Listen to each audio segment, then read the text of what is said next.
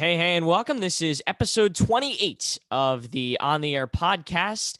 Really, lot of episodes we've done so far. That kind of just really hit me that we've done 28, but great to have another NBA guest. First time in a while that we've had an NBA radio guy on the podcast, and Sam Farber, he fits that description. Sam, thanks so much for joining us.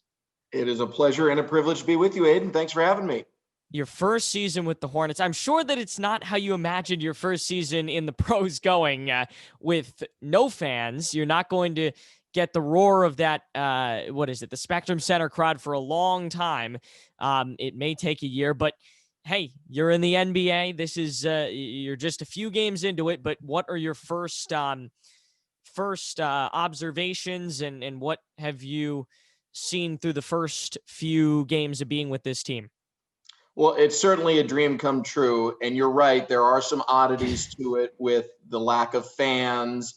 But on the other hand, I don't have anything to compare it to in terms of a normal NBA broadcaster lifestyle. So while there are certainly some challenges for me, I'm all bright-eyed and excited about everything. And so some things that might be more impactful for a more veteran announcer who has become accustomed to packed 20,000 seat arenas, for me, even though they're empty, it's still an amazing experience. And I'm just very grateful that the Hornets decided on me and to have this opportunity. We go back to the beginning of your career, and that's always where I like to start. Your very beginning in the field of broadcasting. When did you know that this was something for you?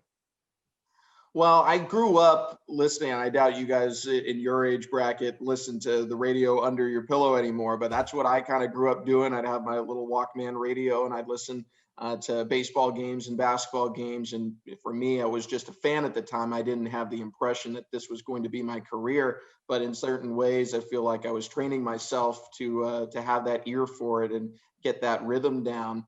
When I was in college, I tried to walk on to the tennis team at George Washington University and was mercifully cut and walked into the radio station instead. And I'll always remember I had an inkling that it was going to be something that I would like to do.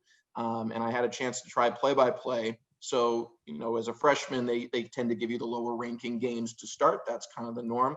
So I got a women's basketball preseason game. It was supposed to be against the Chinese national team. This is pre-Facebook internet, so it is not the smoothest ride getting onto the internet in the beginning. You have to go to the computer center to log in and everything.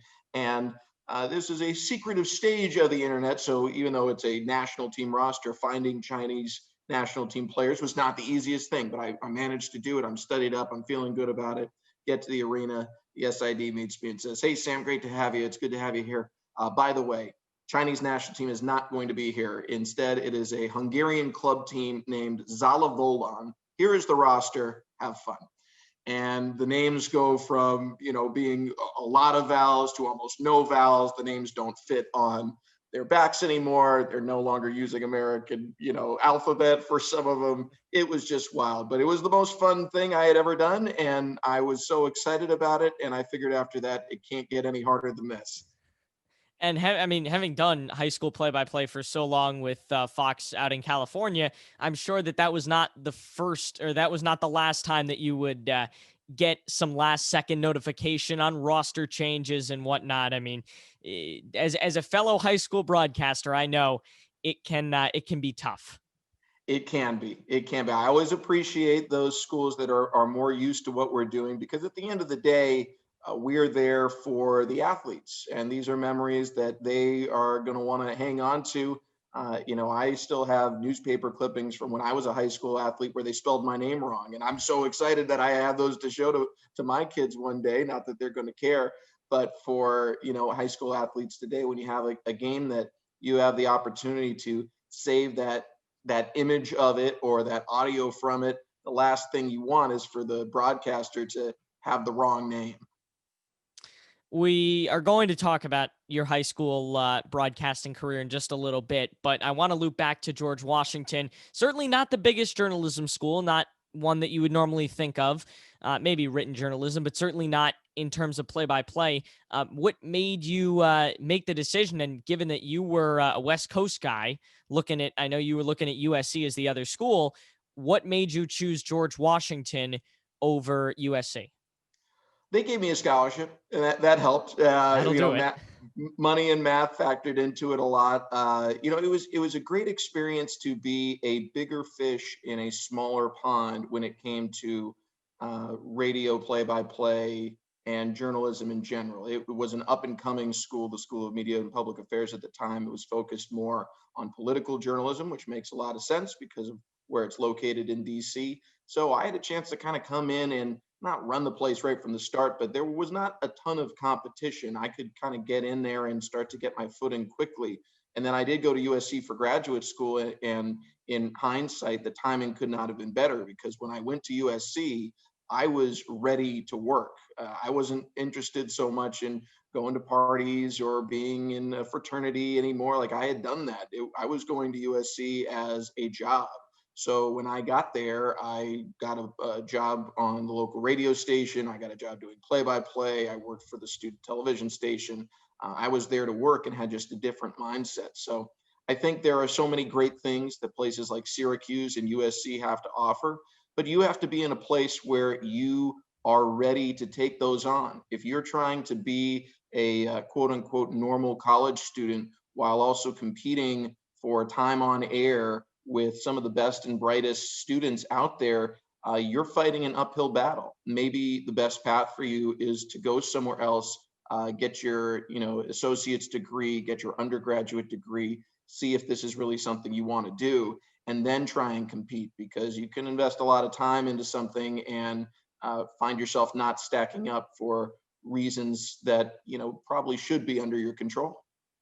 You went to USC later in your life for grad school. Why grad school? What did that give you that you wouldn't have gotten, that you didn't get through 4 years at George Washington?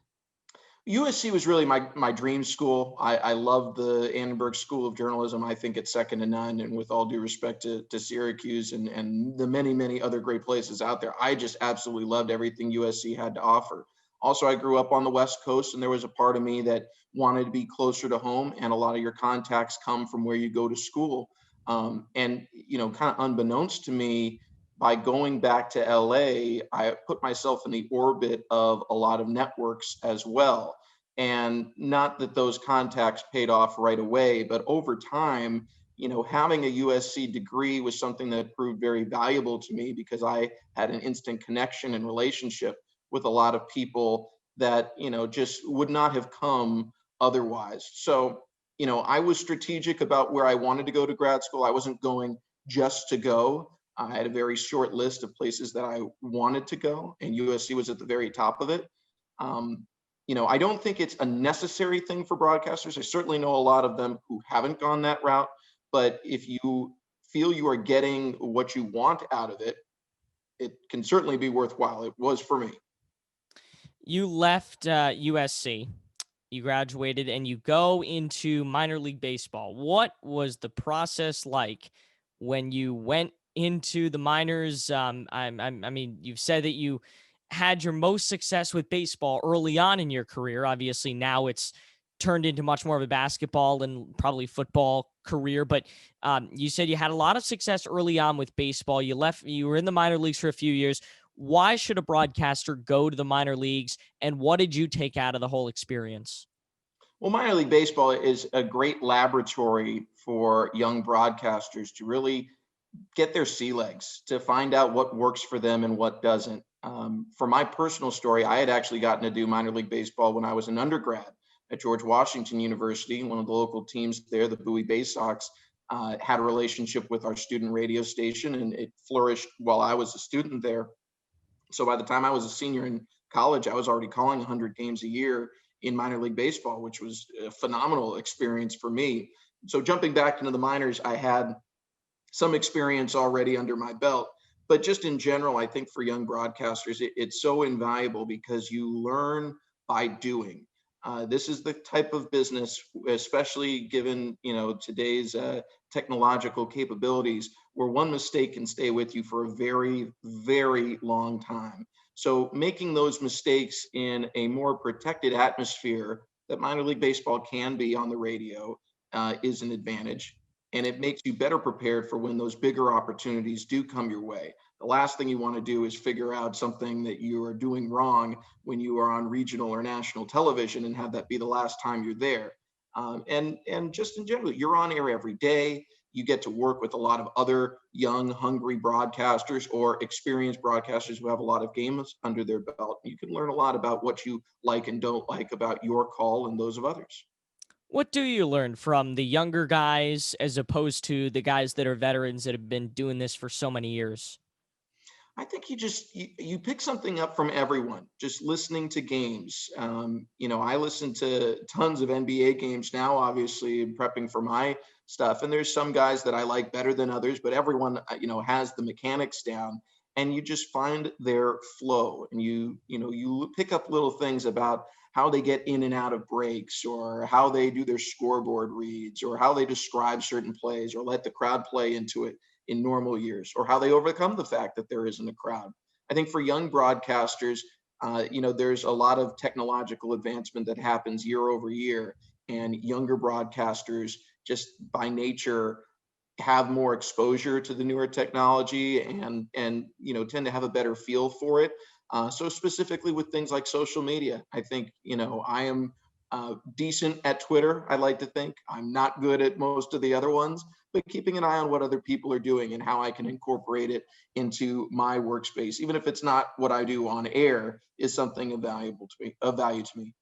Yeah, I was about to ask you, having grown up kind of on both sides of the digital revolution, like you mentioned, you were in college before real internet was kind of a thing that everybody just had access to, and now you're in the 21st century where it's very, very easy to do prep, much easier than it's ever been before. What has changed about the way you prep for a game? What has changed about the way you call a game over time with that technological advancement? Honestly, I don't think that much. I think, prep for me is about what kinds of information I like to go to in a game and how I like to organize it so it's most easily at my fingertips and easy for me to pick up and read at a moment's notice. And, my organizational tactics, they've certainly, I'm sure the boards I have now look somewhat different than they did 10 years ago when I was getting started, but they don't look that much different, I don't think. So I think, you have to learn how to prep and properly. And that's one thing that's very important for young broadcasters. I remember, coming up and meeting some people who didn't last in the business doing college basketball, or a women's college game or a small minor league game. And, I'd show up to the game in a tie and they'd show up in shorts. And, sometimes you'd have a conversation about, hey, why'd you wear a tie? Well, why'd you wear shorts? Like, well, it's not the NBA finals. Like, well, yeah, you're probably not going to be there either, is what I'm thinking in my head. You have to not act like every game is the NBA finals. It has to feel like it's the NBA finals to you. It needs to be that important. And that will get you in the right mindset so that you can continue to grow your career. You don't want people thinking, well, he could be good if he put in the work. This business is way too competitive for that. You have to be putting in the work. You have to show people what you are capable of doing on a nightly basis, even when you're not sure who's listening. I enjoy the tie. I love putting on the suit and tie. Makes it feel, especially when you're doing high school basketball, makes it feel like a real big game, and it makes you feel good when you walk into the arena and people see that's the professional. But while we're on the topic of prep, what else does your prep entail for when you were doing high school football? What did that look like? What does it look like now with the NBA? Kind of take me through prep for each of the different sports: baseball, basketball, football.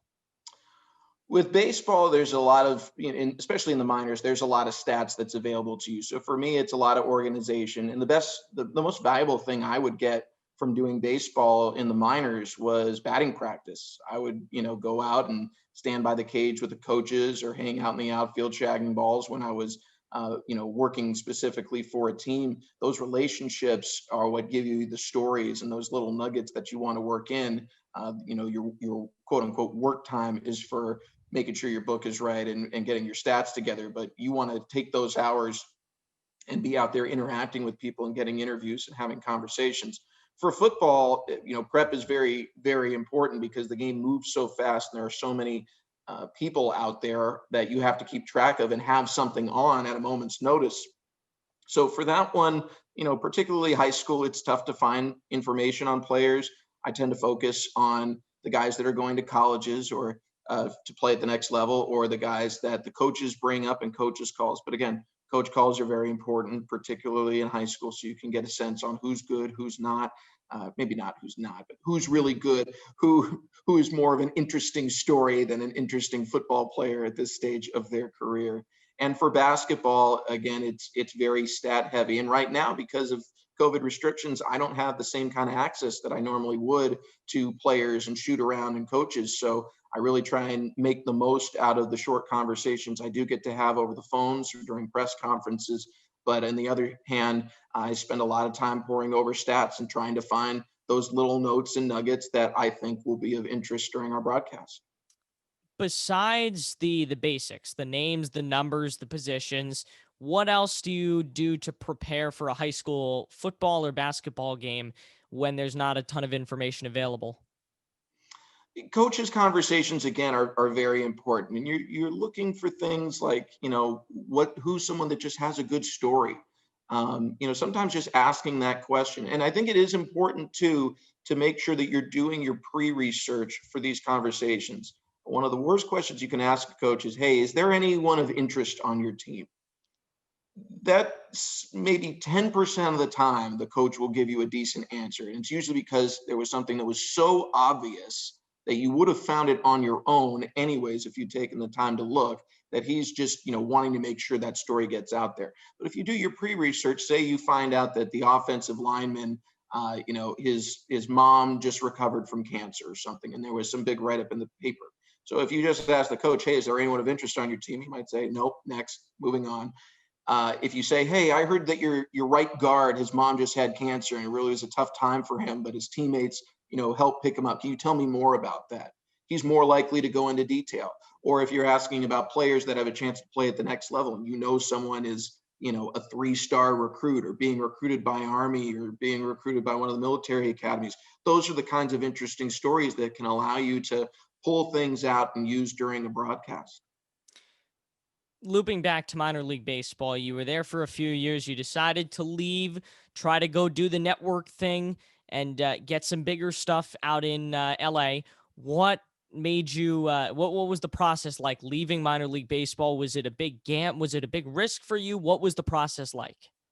It was definitely a big gamble. I was fairly recently married, and as much as I love minor league baseball, it does not pay a great deal of money, certainly not in the lower levels. And you know that getting into it, it's one thing to say I want to make that commitment for my life. It's another thing to say I want to make it for my wife's life and for our future kids' lives. So I was lucky. I got to end my minor league baseball career with a championship team and kind of go out on top, and then had some opportunities for ESPN3 type games and internet TV games, and decided to take the leap. And I got very lucky that the right opportunities came up at the right time for me. But it was a leap of faith. I don't regret it. Obviously, it's worked out for me now. But I think people who get into this business, if you're getting into it for the right reasons, where you're doing the job is less important compared to what you're doing. And so I wouldn't recommend, just taking the leap to anyone, because you might fall out of the business. And if it's truly something you love, being the play-by-play broadcaster for a lower division minor league baseball team might be more valuable than taking your shot at the bigs and falling short. But that's a decision that everyone has to make on their own. LA is usually regarded as one of the top 2, 3 markets for anything on the planet, especially media and specifically sports media. Did you feel like you had an advantage once you moved to LA and you were working around these. I mean, ESPN has a set out there. Basically, every major television network has something out there. Did you feel like you had an advantage to move up in your career being in the LA market? It didn't hurt. It helped that my most recent minor league job had been in Inland Empire, which was basically San Bernardino. So within an hour's drive, depending on traffic, an hour to 6 days away from Los Angeles. So, I had formed a lot of relationships with producers and technical people and kind of established myself on a certain level as a competent, hopefully somewhat entertaining play-by-play broadcaster who people like to work with. And, when you're trying to come up in the business, every rep is important because, again, you don't know who's watching you. And so, I would have these random games where, someone would need a sideline reporter last minute for a high school football game that was not on television, but was on the random cable access channel or through the internet. I would go out there and do as professional job as I could. And, a couple of times the right person was watching, and all of a sudden I had 5 or 6 high school football games the next season, or the right person was watching and my name was thrown in the mix for something else, or the producer for that game also happened to work for a network and was willing to take a chance on me and recommend me for those types of things. So it put me in the right orbit. I don't know that it is the safest assumption to say, well, if I just moved to Los Angeles, or I just moved to Chicago, or I just moved to New York, then everything will work. But if you're doing good work in those places and your reputation grows, I think it can be easier to grow within that pond because it's such a big one. How do you foster a good partnership and relationship with the other members of your broadcast crew, whether that be on air with your analyst and your sideline reporter, or off air with the director and EP? How do you make those connections? I think, networking is an important thing for in terms of, working with producers and directors and just keeping in touch with people, even though there is nothing that person can really do for you in the moment. I feel embarrassed or I would feel embarrassed when I would call someone and say, hey, I know I haven't talked to you in 2 years, but I hear your network is looking for a play-by-play, and I was wondering if you might throw my name in. I try and work very hard to keep in touch with people, not because I think that everyone should be looking to give me work, but because I genuinely like the people I work with and I want to have good relationships with them. There's times of the year where I'm going to see them more often than I see my kids. So why wouldn't I want to have a good relationship with them? And then I think in addition to that, in addition to the networking aspect of it, it's being a good teammate. It's being on time for things. It's being prepared for things. It's saying yes when you're asked to do something. When I was young, even in television, I'd show up in suit and tie, do the game, and then afterwards I'd go coil cables, and the crew would look at me like, "Why on earth are you, still here?" And it's like, well, I when I was in college, I coiled cables, and I don't have anywhere else to go, so sure, I'll come help you guys out. You get to know people. I think that's just having those people skills when you're trying to establish yourself, and just taking time to know people. I mean, there are producers and directors and on-air partners that I haven't worked with for 5 to 10 years now, but I still try and keep that I know for a fact I still keep in touch with. And it's not because I think they're going to give me something or because I want them to give me something. It's because those are my friends. Those are people I got to know and want to continue to know.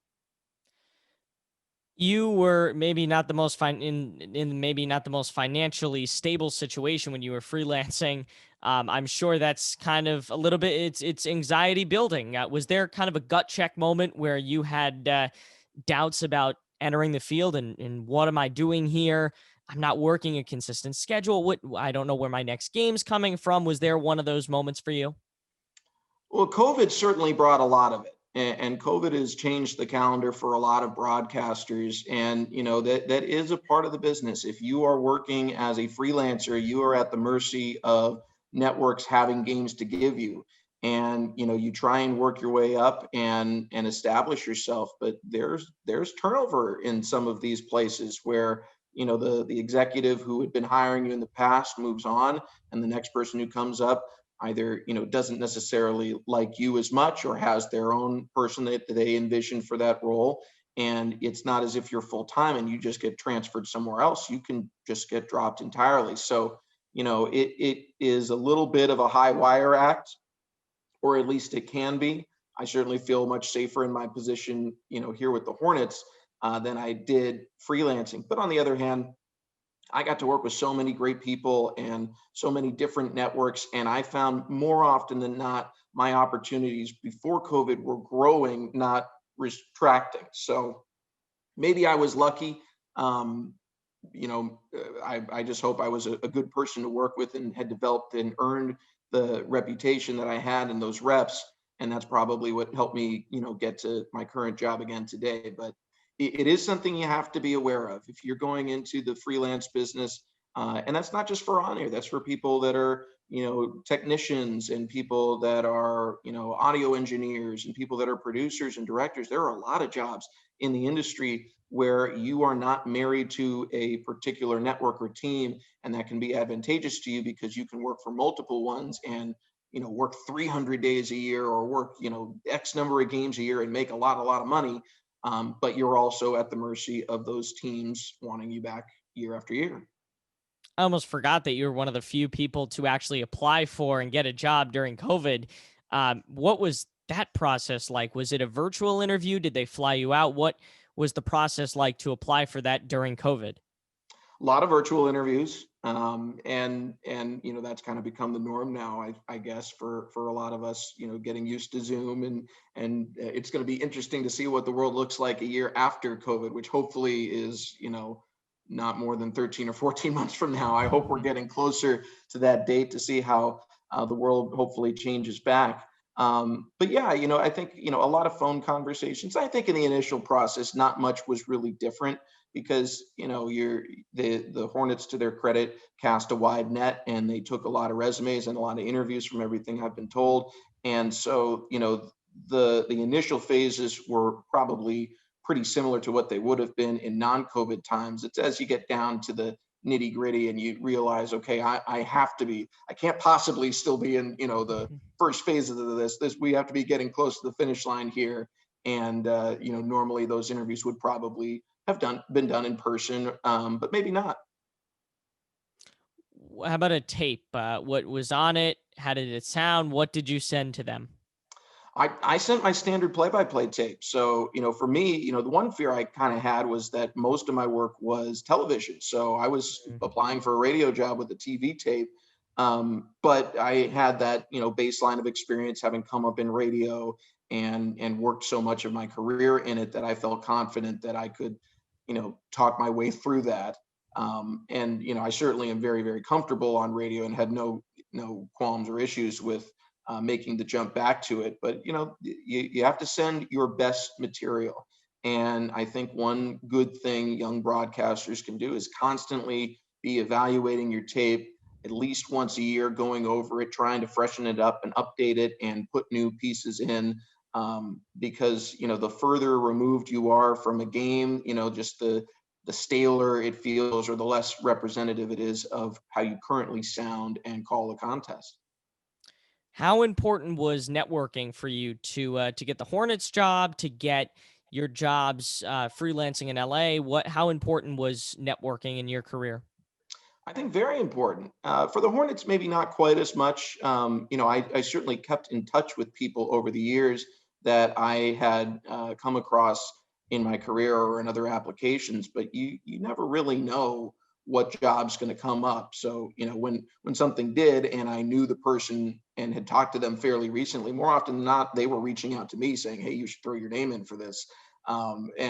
That always feels good. I think, networking is very important, but it's really about that, social skill set and that friendship. I can't emphasize enough. I don't continue to talk to the producers and directors and executives that I've met over the years because I think they're all going to give me a job.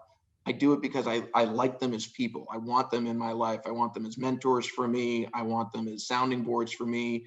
There's an executive that I know at Fox that I've known for years. I don't think I've ever asked him for a job. He's way above the decision level for the lowly games I would have been calling when I first met him. he's top of the food chain. I don't keep in touch with them or, talk to him about my family and my kids or his family and his kids because I think he's going to give me something one day. I do it because I trust him when I have a question about the industry. I know I can trust him to give me an honest answer and an honest assessment of my skills. And, I think that's why you should be networking with people. If you're only doing it because you think they're going to give you a job, you're probably going to, not like the conclusion of that relationship. You also have to be willing to look out for other people. I mean, we're in a time where our industry has a lot of ebbs and flows. Different packaging companies are getting more of the rights or more of the responsibilities to do these broadcasts and then send them to the networks versus the networks doing it themselves. So there's a lot of people that have worked in production for a long time who are going through career changes. And I like to be there for them too. When I find out someone was let go that I really like, I have no problem picking up the phone and telling someone else, hey, this is a good person who does good work, and you should be in their corner. Do you still have aspirations to do network level play-by-play with either Fox or somebody else? Not really aspirations. I absolutely love this job, and I've always wanted to be a team broadcaster. I think there's something so special about being, a Steve Martin who was here in Charlotte for 30 years. Having that kind of connection, that kind of longevity, you don't get that kind of space in a community and in a team's history overnight. It's earned. And, someone like Vin Scully would have been the greatest announcer had he jumped around market to market for 30 years or not. But he means so much to the Dodgers. He was called the greatest Dodger of all time throughout eras where there's so many great, fantastic baseball players and managers and characters. We just lost another great one, sadly, in Tommy Lasorda. But, the reason that Vin is kept in such high esteem by LA is because he was always their voice. People grew up listening to him, and there's something special about that. And I don't foresee myself looking for anything else out there. But I suppose you can never say never. I'm certainly not looking for it, but who knows? Who knows what the future holds for any of us?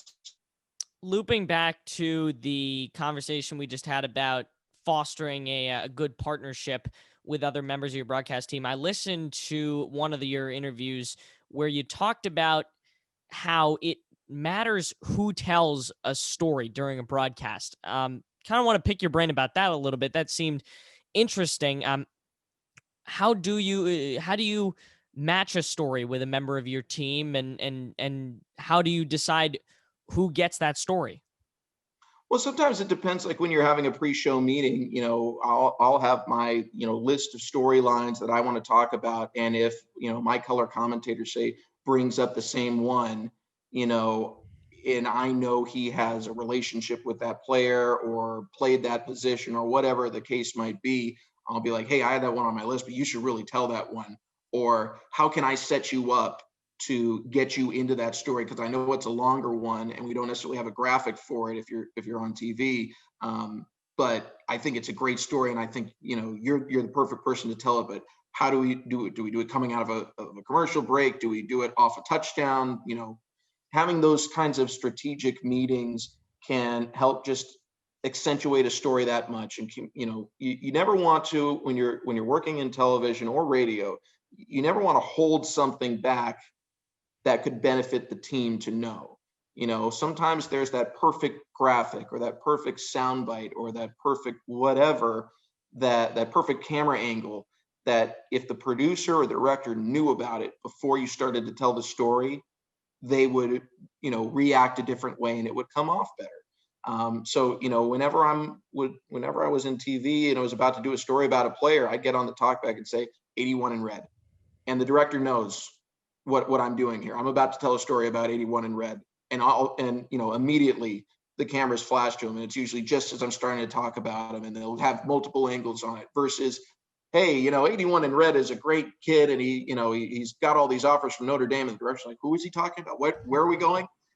Giving that little heads up can make the broadcast that much better. And if 81 in red is a wide receiver and my color commentator is a wide receiver, rather than me saying, hey, this kid's about to go to Notre Dame, saying, boy, he's having a huge game here. I know he's a college recruit. You played that position in college.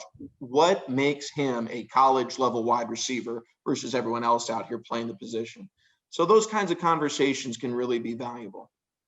Final three questions that I ask everybody, and then we'll get you out of here. Who's a broadcaster that you've always wanted to meet, could be dead or alive? Well, oh man, that's a tough one. Gosh, who would I always like to meet? I don't know. Gosh, that's a good question. I've been very lucky it shows that I've been very lucky to meet a lot of great broadcasters, probably more than anything else. I'll say this, my favorite broadcaster growing up and still to this day is Mike Patrick. And I met him when I was in college. He's a fellow George Washington University Colonial. So I met him when I was a college student, and he gave me great advice then. And when I got on at ESPN, I contacted him and thanked him for the advice he'd given me when I was a college student. And he's continued to be in my life, here and there. I'll reach out to him. And he's been very kind and generous with his time. But the reason I loved him so much is that, this is a guy who is at the pinnacle of our profession. He was doing Sunday Night Football for ESPN. He was calling Duke, North Carolina games with Dick Vitale. He was doing, women's college basketball championship. Every big event you can think of, he was on. And then you could see him midweek doing a Tuesday softball game in, some random town in the Big 12 or even, a smaller conference maybe. And it would still sound like the biggest game you would ever heard of. And it's something that has always stuck with me. This is the most fun job I think anyone could ever have. I start and end every broadcast with, it's a pleasure and a privilege. And I say that because I mean it. It's the best job. I can't think of anything else I would rather do, but it really is a privilege. And it has to mean as much to you as it does to the people watching you. And I can tell if a broadcaster's checking their watch and trying to get out of town. So, with Mike, someone who had worked at the highest levels, and then would also just randomly fill in on a random, high school game on a Tuesday for ESPN. That was the most important game in the world. And that's something that I try and have come off on all of my calls as well. I want people to know how much I want to be there. This one may be a tough one. What is your favorite stadium or arena to broadcast from? I know you're doing the away games virtually, but have you gotten any cool places that you've gotten to go so far? Spectrum Center is fantastic. I mean, that's my favorite, right? The home stadium and just, I cannot wait for it to be packed and for the Hive to be alive and all of our fans to be in there. Oh man, outside of there, I've been in some cool places. The Coliseum in Los Angeles is a really special one, having had the Olympics there and knowing the history that's gone through there and the great players from USC. I mostly did, post-game shows from there, not play-by-play specifically, but that's a really special place to me too. What advice do you have to young kids that want to get into the business? Say yes, work hard. If you get an opportunity, don't ask how much it pays or, what, you just go and do it. Work as hard as you can, get as much tape as you can, make as many contacts as you can, and genuinely try to get to know people, want to work with people. It's not to say that everyone in the business is someone that you want to be best friends with. There's certainly people that might rub you the wrong way, and maybe those are the ones that you don't hang out with quite as much. But most people in the industry are really good folks, and I've had the real pleasure and privilege of getting to know and having them get to know me to the point that we remark about each other's families when we get each other's Christmas cards, and we genuinely care about each other, and that's a relationship that you have to be genuine about. It's not doing it for the job that they might give you. It's doing it because you want to get to know them, and that goes for any walk of life. If you don't make it in broadcasting or realize that wasn't your passion after all,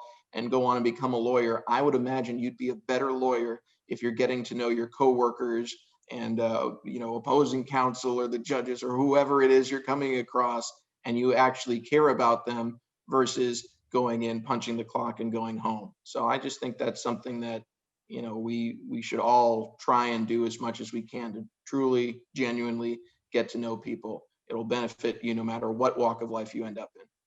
Sam, if people want to find you online, say hello, listen to a game, where can they do that?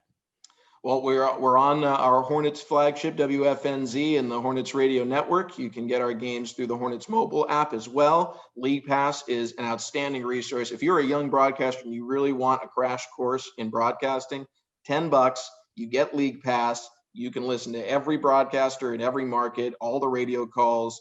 That $10 is for the radio version of League Pass. But it's a great way to learn about them all there. And then if you want to track me down on Twitter, it's at Sam Farber Live. Sam, appreciate you joining us for episode 28. Coming up next week, we will have at least one, potentially both Super Bowl announcers, because we are recording this way ahead of time. I don't know who it's going to be. And if it is the Packers, we've already done Wayne Larrivee, so we'll find somebody else to hang out with us. But at least one, if not both Super Bowl announcers, will join us the next 2 weeks. Really looking forward to it. And Sam, appreciate you coming on and hanging with us for a little while. My pleasure. Thanks, Aiden.